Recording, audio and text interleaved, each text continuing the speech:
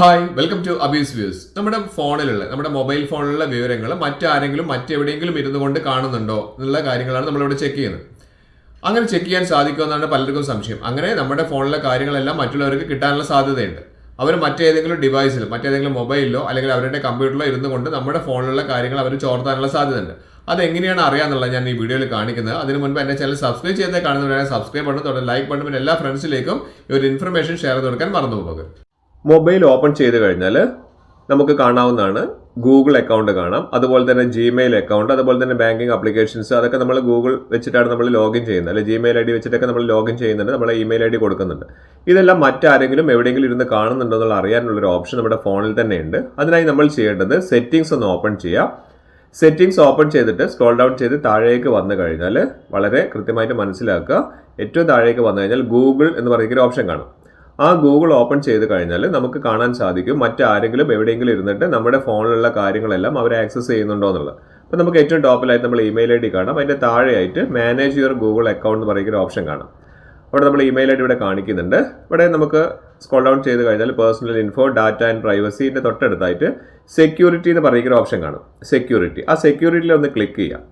Click ചെയ്ത് താഴേക്ക് scroll down ചെയ്ത് വന്നു കഴിഞ്ഞാൽ താഴോട്ടേക്ക് ചെയ്ത് വന്നു കഴിഞ്ഞാൽ നമുക്ക് ഒരു ഓപ്ഷൻ ഇവിടെ വരുന്നുണ്ട്. അതായത് ഡിവൈസ് സെക്യൂരിറ്റിയിൽ നമുക്ക് ഡിവൈസ് എന്ന് പറയുന്ന ഓപ്ഷൻ. അവിടെ നിന്ന് നമ്മളിന്ന് ക്ലിക്ക് ചെയ്ത് കഴിഞ്ഞാൽ ഇവിടെ കാണാം യുവർ ഡിവൈസസ് എന്ന് പറയുന്ന ഓപ്ഷൻ ഇവിടെ കാണാം. അതായത് സെക്യൂരിറ്റിയിൽ ഡിവൈസിൽ ക്ലിക്ക് ചെയ്ത് കഴിഞ്ഞാൽ യുവർ ഡിവൈസസ് എന്ന് പറയുന്ന ഓപ്ഷൻ കാണാം.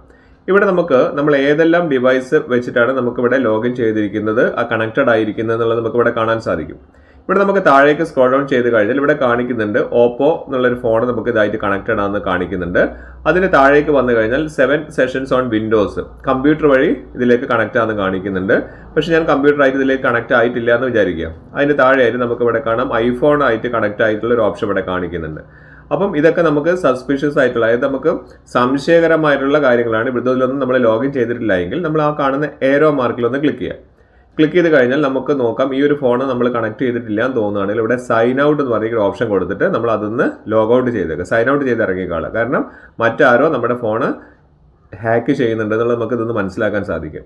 അതുപോലെ തന്നെ നമുക്ക് ഒന്നുകൂടി സ്ക്രോൾ ഡൗൺ ചെയ്ത് വന്നു കഴിഞ്ഞാൽ ഇവിടെ നമുക്ക് ഓപ്പോ കാണിക്കുന്നുണ്ട്. അത് ക്ലിക്ക് ചെയ്ത് നോക്കിയാൽ നോക്കാം, ഇത് നമ്മുടെ ഫോൺ തന്നെയാണ്, അത് എൻ്റെ ഫോൺ തന്നെയാണ് ഇവിടെ കാണിക്കുന്നത്. അപ്പോൾ അതുകൊണ്ട് അത് കുഴപ്പമില്ല. അതിനുശേഷം നമുക്ക് താഴേക്ക് നോക്കിക്കഴിഞ്ഞാൽ നമുക്കിവിടെ കാണാം, നമുക്ക് കമ്പ്യൂട്ടറിൽ കണക്റ്റ് ആയിട്ടുള്ള ഒരു ഓപ്ഷൻ ഇവിടെ കാണിക്കുന്നുണ്ട്. വിൻഡോസിൽ കമ്പ്യൂട്ടറിൽ കണക്ട് ചെയ്തായിട്ട് ഇത് നമ്മളല്ല എന്ന് വിചാരിക്കുക. നമ്മളല്ല ഈ പറഞ്ഞിരിക്കുന്ന വിൻഡോസ് കമ്പ്യൂട്ടറായിട്ട് കണക്ട് ചെയ്തെങ്കിൽ നേരെ സൈൻ ഔട്ട് എന്ന് പറഞ്ഞിരിക്കുന്ന ഓപ്ഷൻ കൊടുത്തിട്ട് ഇതിൽ നിന്ന് നമ്മൾ ലോഗ് ഔട്ട് ചെയ്ത് ഇറങ്ങേണ്ടത് അത്യാവശ്യമാണ്.